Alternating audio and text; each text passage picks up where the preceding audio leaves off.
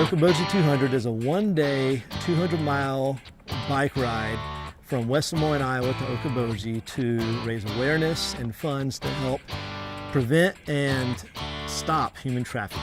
We left at 5 in the morning, rode for 13 hours. We averaged 18 miles an hour to ride the 200 miles. We actually completed the ride at 201 miles is what the total distance was. The Okoboji 200 in one day is about half of Ragbri, which they take an entire week to ride. We ride this ridiculous amount of mileage in one day so that we can engage in conversations with others about human trafficking and also raise funds that help prevent, also literally stop or extract people from these situations and then restore human traffic victims. When I first heard about the ride going up to Okoboji and what it was supporting, venture expeditions and what they're doing, that gave me the motivation to want to raise money to support the cause. Human trafficking is a tremendous issue in the world. It's slavery. Just to know that slavery exists in a very real sense was shocking to me, but then to find out that the bulk of it is in the sex slave trade, to literally ruin and steal innocence and to darken a soul. The ride is just really a platform. That's all it is.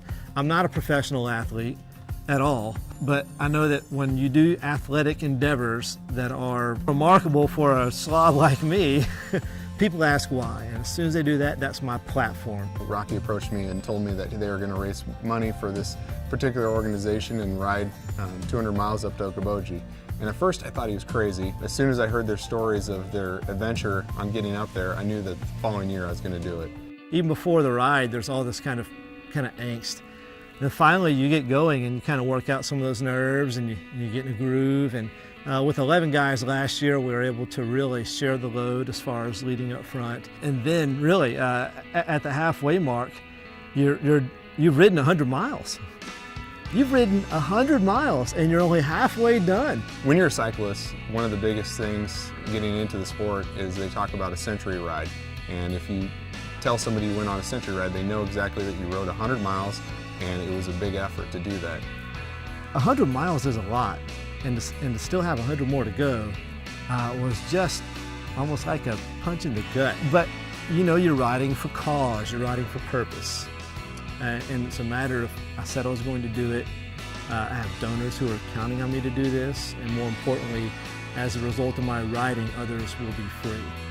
As we approach the town of Spirit Lake in Okoboji in northwest Iowa, we realized that we've accomplished our goal. We set out to ride 200 miles.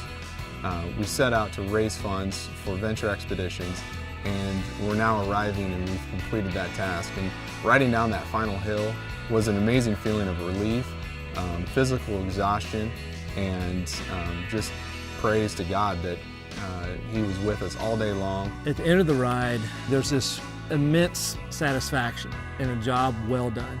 But not only that, you feel almost dead tired, but you're extremely alive because you're living purposefully. What you've done is something more than ride a bike.